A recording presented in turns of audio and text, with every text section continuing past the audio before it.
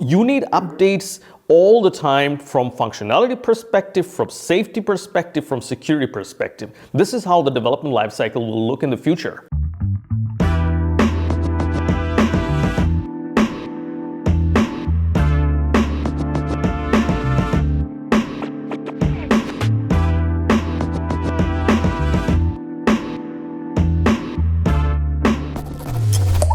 Today we have Yusuf Akkus to ask me questions regarding automotive.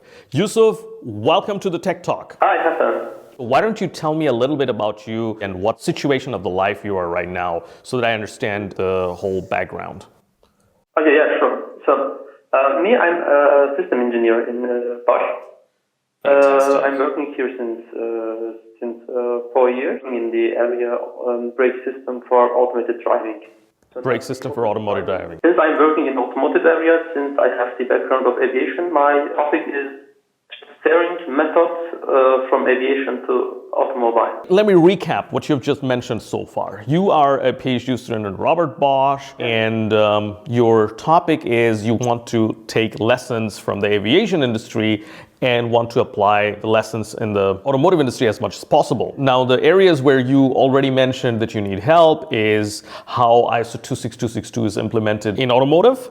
For that, I'm gonna give you a very plain answer, because this is a very well-established field, ISO 26262 in the automotive domain. I'm gonna tell you a website called Google. Yeah, if you Google it, you'll find all sorts of things. There are YouTube videos, there are tons of materials out there, and this is something that where it's not even a research topic. This is a very well-established process that we have been following for more than a decade now. So this is where I think you will be able to find all the materials you need. I'm more interested in your PhD topic. What are the open questions you have, and what are the things that you are trying to solve? Can you tell our audience a little bit about that? There's many drivers in recent years. So e-mobility, it's automated driving, connectivity, and this I think the automotive industry needs more and more this system, not an historical engineering. This is why I think that automotive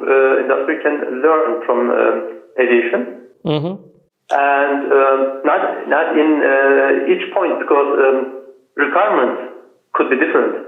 Right. Because some boundary topics, boundary conditions could be different. Why they are different, why they are similar, maybe there's a potential. I agree there are a lot of lessons to be learned from aviation industry. However, I'm going to talk about 2 points.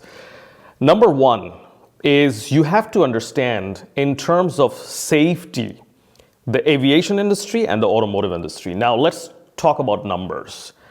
Every year in Germany, there are 3,500 deaths due to road fatality. Every year, how many people die in the aviation industry due to aviation industry in plane accidents in Germany? A couple of hundred. So statistically, driving a vehicle is much more riskier in terms of safety than actually being in an airplane. In fact, the FTTI of an airplane engine has been reduced to such a ridiculous level that it's statistically insignificant. It's actually really safe place to be is in a plane. Now, let's talk about the engineering of these two.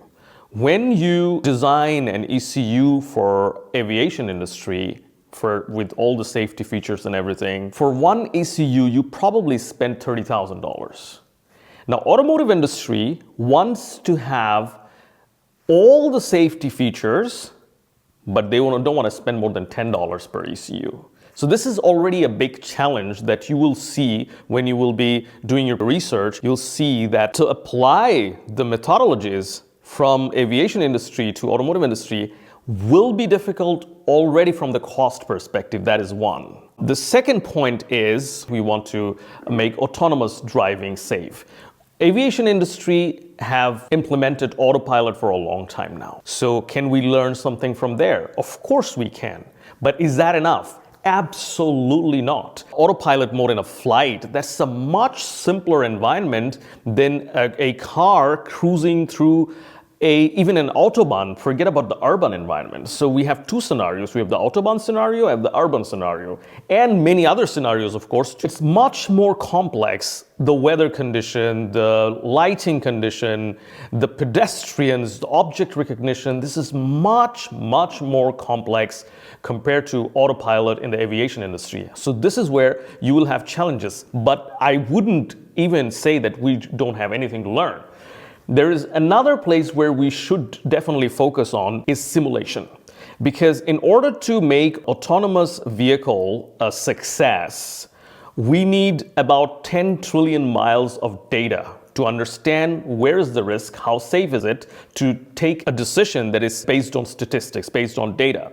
And it is practically a daunting job to really drive and cover all the scenarios by driving an actual vehicle. So we need to go in simulation. In real life, it is not often the case that you cover the risky scenarios. You test the vehicle with mostly benign scenarios. It's also not ethical in a sense to put a human there and test the danger scenarios with a human. I mean, you will have casualties while testing. For this reason, we need to go towards simulations. The problem with the automotive simulation is, the current simulation status is, we've been using game engines for our most of our simulation parts. And game engine, as you know, when you have probably played Counter-Strike or some kind of computer games, that you do not simulate the physics. You have probably walked into a wall or something, because they more focus on the fancy graphics, but not the physics. In this case, in an autonomous vehicle, we will need to focus on the physics. So that is something that we have to incorporate. Very soon I will recognize, I will reduce my attention on the point process and methods from aviation to automobile, because I don't think that in technique I will have anything from to transfer, because boundaries are not fitting together, the requirements are not fitting together. But I think it's more the process, it's more the kind of release aspects, certification aspects, maintenance, incident management. I think in these areas, automobile can learn from aviation. I agree with you. There's in the process level, we have already adopted many things from aviation industry. I actually have no aviation background. I'm totally from automotive. However, I can see there are overlap when it comes to this kind of standards. However, the question is, even the processes that we have developed, be it ASPICE or ISO 26262 compliant processes, will be outdated pretty soon because of two reasons. You already mentioned those two key points. You mentioned security, you mentioned safety, and I would add one more to that. It's simple functionality. Now, we have in our development lifecycle the V model. Aviation industry also have similar V model. And what we do is, after the V model, we go to SOP. Let me ask you a question. About 5 years ago, in our roads in Germany, we didn't see these e-scooters that we see very often these days, do we? So if you write a software for an autonomous vehicle and some new objects come up, the road condition changes and everything, just for functionality, you'll have to keep sending updates and updates and updates. So the notion of SOP will be obsolete. There will be a continuous development lifecycle. I mean, like you said, incidents management and all those. The entire process landscape will have to think in terms of a lifecycle management. There will be no such thing as SOP. And that's why I think the current way of developing will soon be outdated. And I'm not that familiar with aviation industry to say that how aviation industry deals with such situation. Just being an outsider, I could imagine that aviation industry does not have to go through that many updates. Functionalities probably updates due to security. Yes, for security, you'll have to, whenever there will be vulnerability discovered, you'll have to keep shipping patches. So in order to do that, you need updates. So you need updates all the time from functionality perspective, from safety perspective, from security perspective. This is how the development lifecycle will look in the future. Yeah, in aviation, the main aspect is that there's still a pilot, so a human pilot, and the training structure of the pilots are well organized. This is exactly the reason that we cannot trust directly to the replacement of humans in automobile. So in aviation, you say, okay, this pilot always gets the updates. Yeah, this is the problem, and I think in process, what I mean by process is more release aspects, more certification aspects, maintenance, and incident management, something like this. I think in this area, aviation has already established these structures, and I think in automobiles there are. This is already being done, but I think there is no kind of rule for this. There's no mainstream way to do this, and I think by the need of all these drivers like automated driving, e-mobility, connectivity, standards will be needed, processes will be needed. I think giving some inputs for exactly this demand could be the newness of this PhD, I guess. Absolutely. I think for your PhD, what would be interesting is I fully agree with your hypothesis that this maintenance or incidents management or update processes in aviation industry is well established.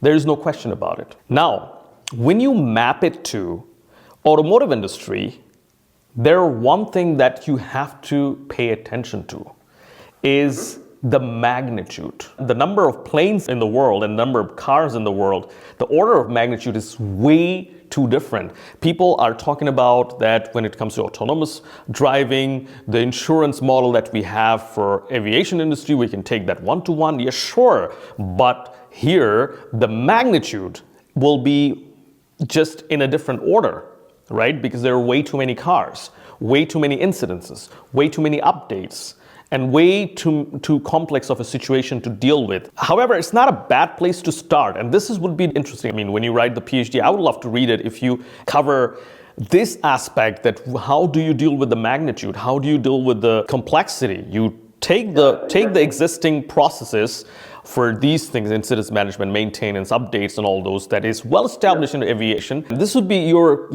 interesting task, but also from an academic perspective, that you question these things, hypothesize your model, and validate. Right now in aviation, I mean, these airlines, and in automobile, it will be done maybe by the automakers themselves or the sellers, and this will be lead to another aspect. Responsibility, new responsibilities, new roles. You have to define the roles.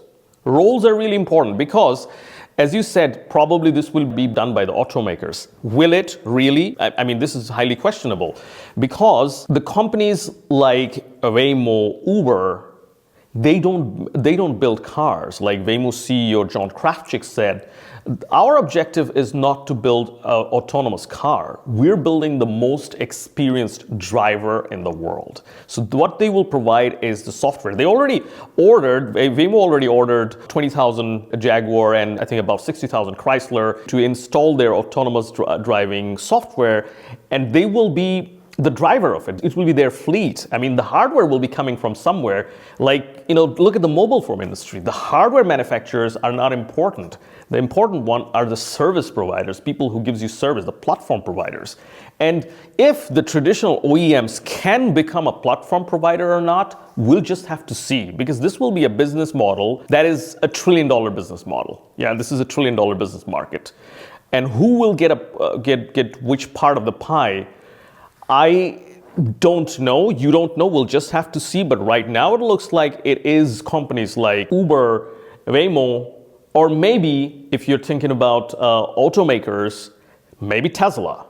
Traditional OEMs, we'll just have to see. I mean, the roles will definitely change, but introducing processes, methods means defining responsibilities. Yeah.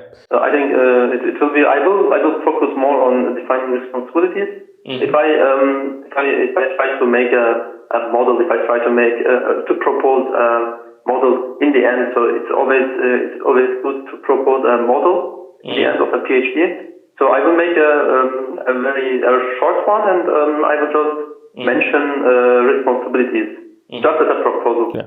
I have a pointer for you. Mark Hogg, the host of the podcaster of Autonomous Vehicle, when he was in my podcast, he talked about these roles. Like, I don't remember all the roles. The roles were like this: a driver owner, only driver non-owner, driver passenger, passenger owner, passenger non-owner, and so on. The list goes like the roles are defined in a way who has what responsibility. So if you don't own a vehicle, if you don't drive a vehicle, if you're simply a passenger, you can't take any responsibility. This is what you have to also look at.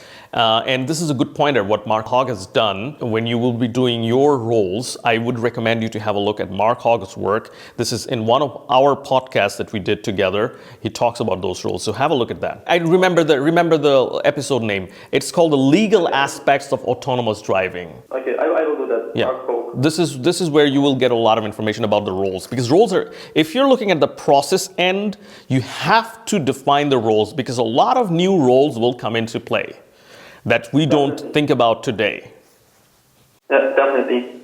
And keep us updated. I would be really curious to see where your PhD goes. I mean, I've been talking to several PhD students in the last week. So it's very interesting that there was one from Karlsruhe Institute of Technology that I heard this gentleman is almost done, and it'd be interesting to see these academic results coming up and what we can take in the industry from those academic results and so on. So Yusuf, I really, really appreciate your participation. I love the fact that you follow the podcast. My blessings to you, brother. Okay, thank you very much, Hasan. Also, All right. Thank you for taking time. So thank you also.